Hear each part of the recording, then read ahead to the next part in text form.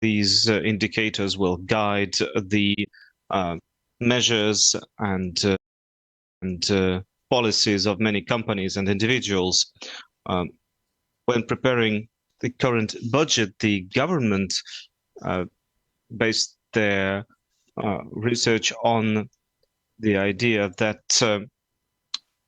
the economy will decrease by 0.8% and in the upcoming year by 0.9%. Now our colleagues have reassessed the situation, improving our estimates for the upcoming years. But it must be objective. This is important both for the government and for the future of our economy. The positive trends are becoming stronger. According to data we have, starting in April, trade grew by 25%, retail grew by 25%, railway transportation also grew. In early April, it grew by 3.2%. There has been growth both in terms of domestic transportation and in terms of foreign trade. These dynamics are expected to continue, and the index of business activity has reached 5.8 in March, and it indicates that the Russian businesses are more optimistic. Overall, the Russian economy continues to develop within the new model of growth. Following the results of April, our real economy will grow significantly, and economic dynamics can be observed in the budget indicator. In the first quarter of this year, the budget received over 13 trillion rubles. This is comparable to last year's results, but the overall trend is positive. And non-oil and gas money grew by 1.3 trillion rubles. But our oil and gas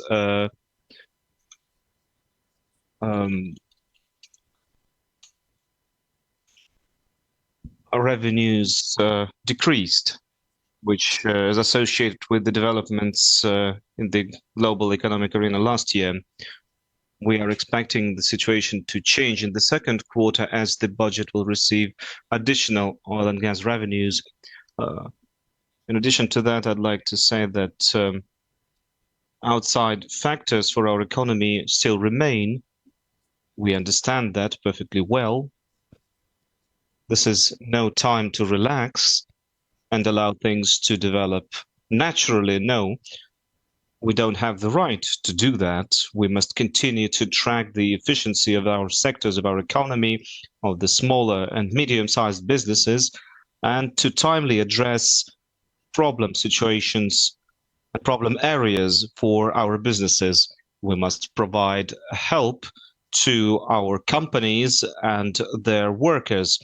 For example, the situation remains difficult in the car industry, in the forest industry, in the chemical industry, and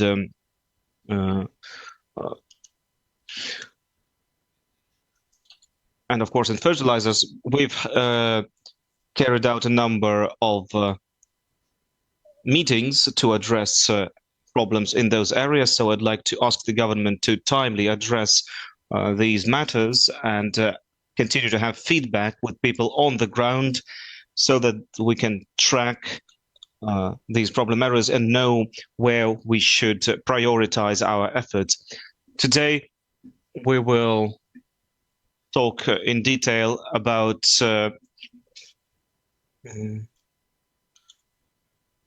residential construction, we can see that in the residential market there's a certain imbalance. There's a bit too much supply, which could lead to certain problems. But this is something we will talk about today. We will address that. We must make sure that our construction sector has a long-term productive future. We need to boost demand for residential buildings construction. And so we've carried out a number of measures to do that, and we've we've improved the mortgage program.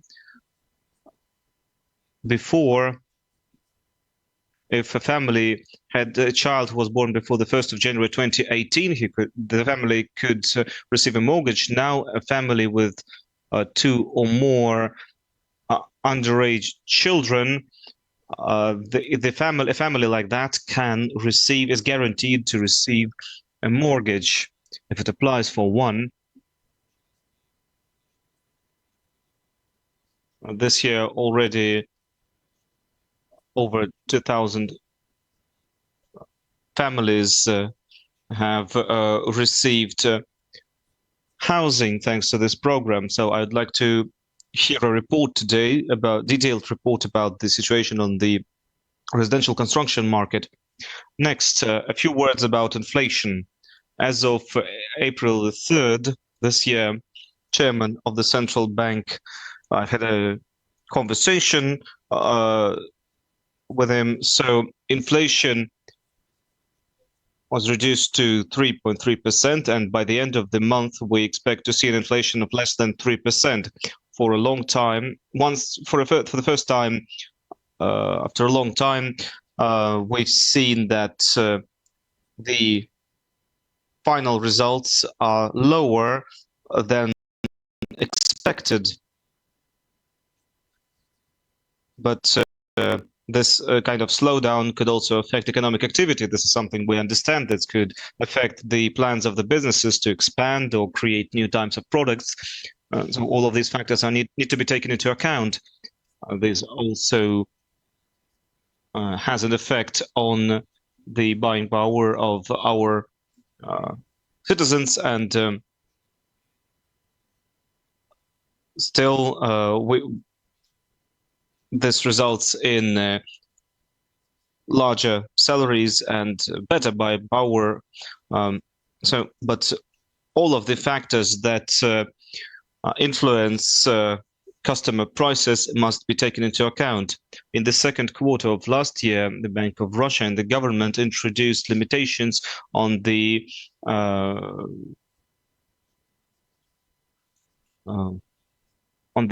export of capitals, the outflow of capital. A number of these restrictions and limitations have been lifted. And today, I believe that our colleagues from the central bank and us must have a discussion about the effects of these decisions on the economy. And finally, one of the key decisions, key matters to address today is the deficit of specialists. Over the past year, we've seen domestic enterprises retain their workforce in as much as possible. But currently, I must say that we have the lowest indicators of unemployment historically. Unfortunately, there is a certain lack of specialists, and there are three goals that we must address. First, to address the deficit of specialists in those areas where there is still a higher level of unemployment. Second, we must actively introduce technologies that allow us to save capital and resources, and by unloading reserves like that, we can create better specialists. And thirdly, we must make sure that we can train as many and specialists and as effectively as possible. So engineering schools and new university campuses must be built. The program titled Priority 2030 must be carried out. But these are all long-term projects. We must also support shorter-term plans. And as part of these plans, we must make sure that people are able to find new jobs and change their professions.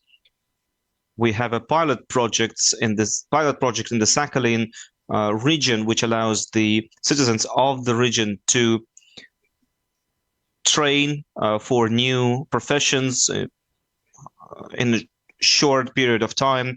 This was a successful pilot project, and I'd like to ask the government to expand this program to the rest of the country. So in conclusion, I'd like to say that the labor market is an issue that's going to be one of our key subjects of discussion at the upcoming St. Petersburg International Economic Forum. So we must address all kinds of matters associated with that. You need to present your proposals and your reviews of the situation so that everyone in the country who's interested in that, and essentially everyone is interested in Russia and that, but also that our partners abroad would know about our plans for the future.